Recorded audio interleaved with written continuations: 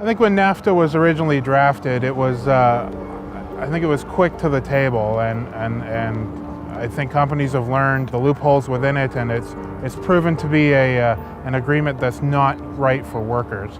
And I think that's why it's time for a better NAFTA. Personally, I work in healthcare, but it's not just a healthcare issue.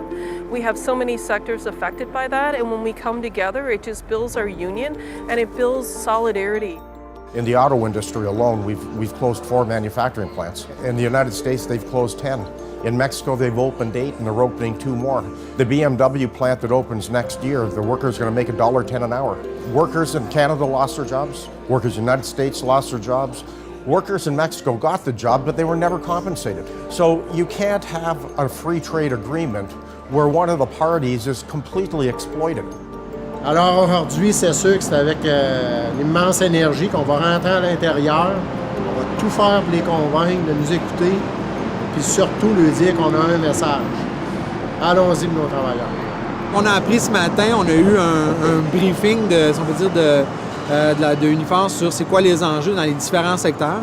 Vu qu'Unifor représente 23 secteurs d'activité, c'est certain que l'ALENA va toucher plusieurs secteurs au niveau d'Unifor. Donc, un des enjeux principaux des négociations de l'ALENA, c'est la propriété étrangère au niveau des compagnies de télécom. On se doit absolument de renforcer ces règles-là pour protéger le contenu canadien, protéger les emplois ici au Canada et en même temps, protéger, c'est une question de sécurité nationale. C'est une compagnie de télécom qui vient ici, qui a droit d'avoir de regard sur qu'est-ce qu'ils écoutent, qu'est-ce qu'ils entendent, qu'est-ce qu'ils peuvent enregistrer. On parle carrément à ce moment-là de sécurité nationale au niveau des télécoms.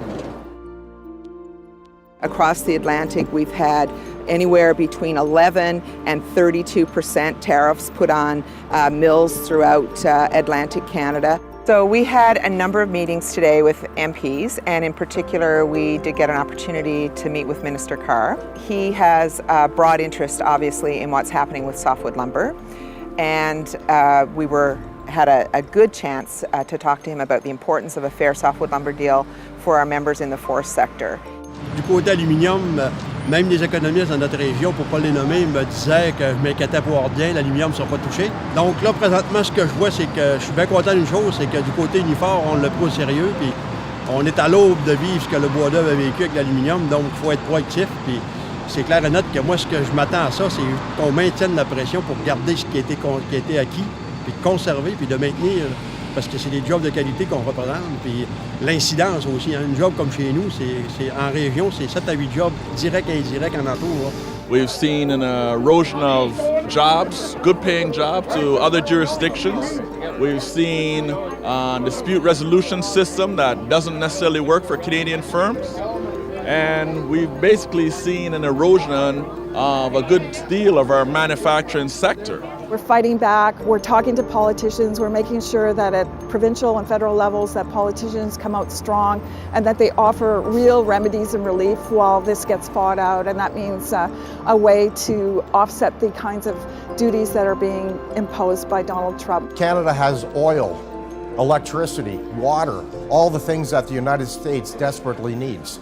So for him to pick a fight with us makes no sense, either philosophically or economically.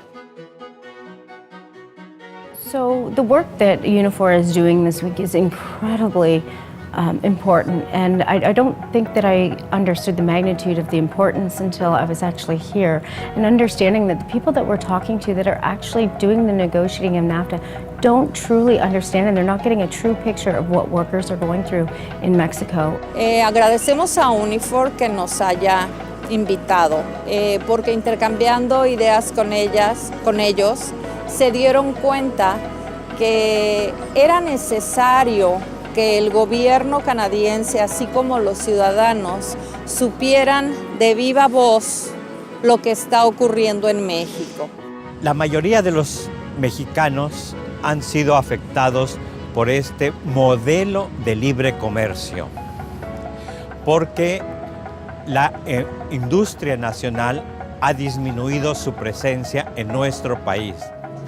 Bueno, significó el TLC la caída de los salarios. Los salarios ahora representan 75% menos de lo que era antes del tratado. Ha significado que México es uno de los países con más bajos salarios del mundo. A better NAFTA is better for working class people in Canada, the United States, and Mexico. It's about fairness. It's about workers having a decent standard of living. It's about sharing the wealth. So a NAFTA done properly should be the template for the rest of the world as it relates to trade. Trade with a social conscience.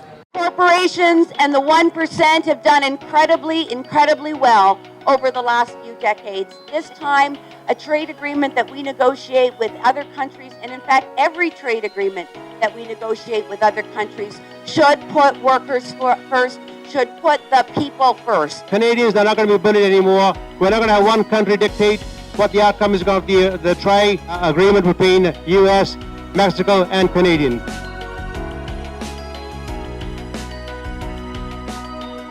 Les négociateurs canadiens doivent être sensibles aux revendications de la population canadienne et le gouvernement doit continuer à se tenir debout.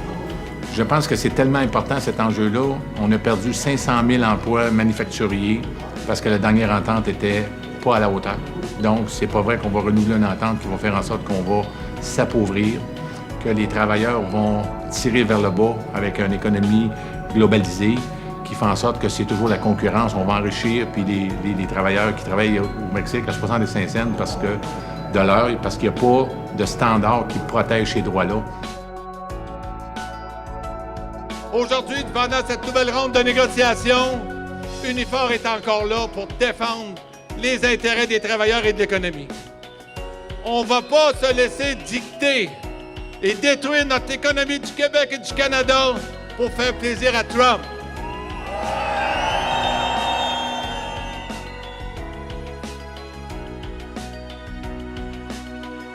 The federal government proposed the most aggressive, progressive labor reform language ever put forward in a trade deal. I don't believe that the federal government would be halfway near where they are right now on labor standards particularly if Unifor wasn't doing what they're doing.